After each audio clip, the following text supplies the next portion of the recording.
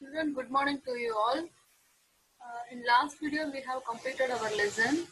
Now in this video, we are going to recollect all the points together. So the first one will be the alkali metal that we completed on previous video itself. Okay.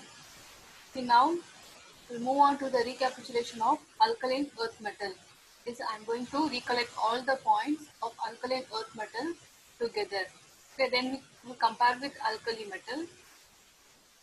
So now in this alkaline earth metal, the first one we studied is that what is meant by an alkaline earth metal. Okay, so this alkaline earth metal that belongs to group 2 element in the periodic table, right? Then we discussed about the general characteristics of alkaline earth metal, which includes their electronic configuration, that is how to write the electronic configuration of this alkaline earth metal. Then we discussed about their oxidation state, atomic and ionic radii, and then ionization enthalpy, hydration enthalpy, then electronegativity, flame color, and then the diagonal relationship between beryllium and aluminium, right? So that and all we discussed under the general characteristics of alkaline earth metal.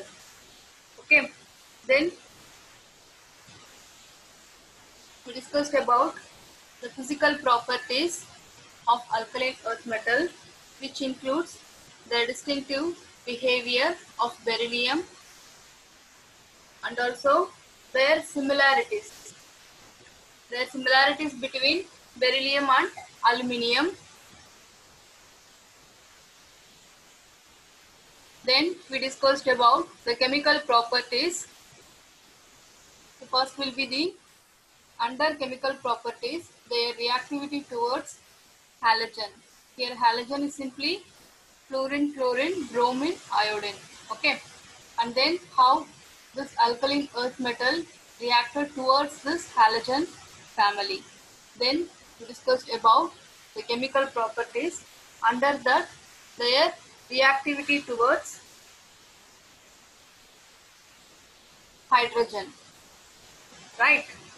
That is this beryllium fluoride that reacts with the hydrogen. Here the hydrogen that we have taken is that lithium aluminium hydride, which is a reduction reaction. So simply we get the product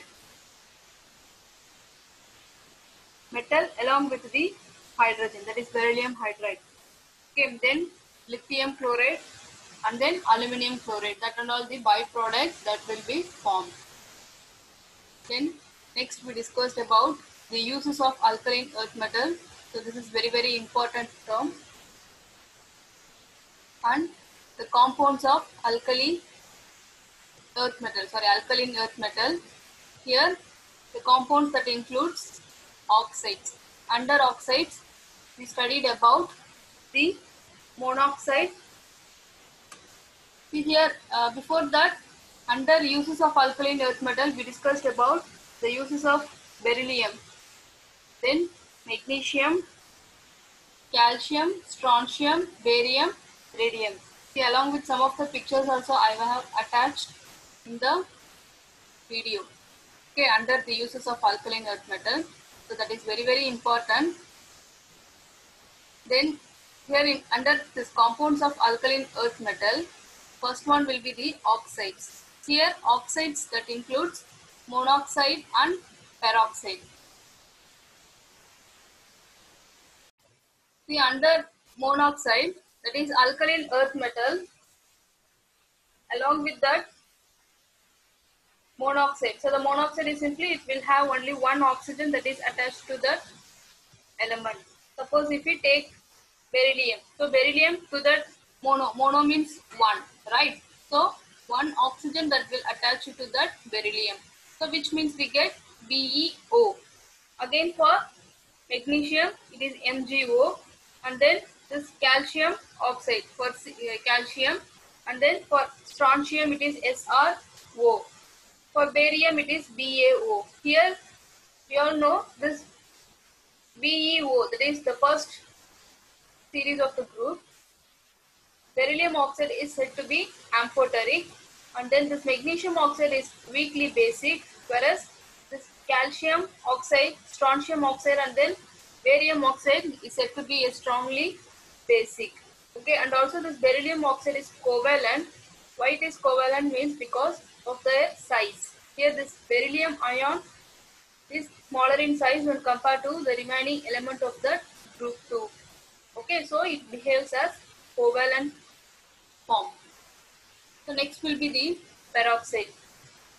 Here this alkaline earth metal to that peroxide. So the peroxide is simply H2O2. So except beryllium, here all the remaining elements will form peroxide. How it is formed means, first the element along with that oxygen. That is, for example, if we take magnesium or barium, except beryllium, the remaining elements, everything will form the peroxide, right? So which means, now I will tell the example of barium. So barium oxide, when oxygen gets added to this, what happens is that the resultant product obtained is barium peroxide. Okay, so single oxygen, that is BaO, will converted to BaO2. Okay, so here this refers to the hydroxide formation. And next comes hydroxides. See, under hydroxide, we studied about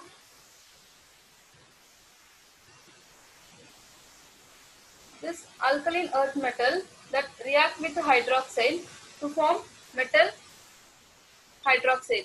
For example, if we take this beryllium hydroxide, to that any hydroxide group reacted mix. For example, sodium hydroxide. When beryllium hydroxide that reacted with sodium hydroxide, the resultant product obtained is in the form of basic. Okay. For example, it is sodium beryllium oxide. That is, it is in peroxide form. Okay, when it reacts with an acid means, then we get the element towards the chloride formation with the evaluation of or the elimination of water molecule. The next comes halides. Here under halides, when the alkaline earth metal that reacts with halogen means the product obtained is metal halide. For example, if we take magnesium, so magnesium along with this halogen group, for example chlorine, so which means the product formed is said to be a magnesium chloride, that is metal halide. Hope you all understood, and also we discussed about their structure, especially the structure of beryllium chloride. Here it is in linear monomer and then their bridged dimer formation, that and all we discussed under this halogen, that is compounds of alkaline earth metal in that halogen. Then we discussed about the salts of oxoacid. Under that, the first comes carbonate. That is this metal carbonate. On heating, we get the product, the monoxide, and then carbon dioxide gas evaluation. Okay. Then again for sulfate, that is SO3. So which means there also the product formation is simply beryllium sulfate, magnesium sulfate, barium sulfate, like that. Then for nitrate, this nitrate will be made by the dissolution of the carbonate with dilute nitric acid. Okay, so that the magnesium nitrate that formed will get crystallizes with water. Okay, so the resultant obtained is in anhydrous form.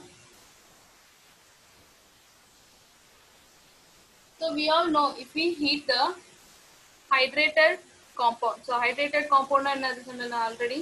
So இப்போ ஒரு சில சப்ஸ்டன்ஸ்லாம் எடுத்தோம்னா, chemical substance எடுத்தோம்னா அது வந்து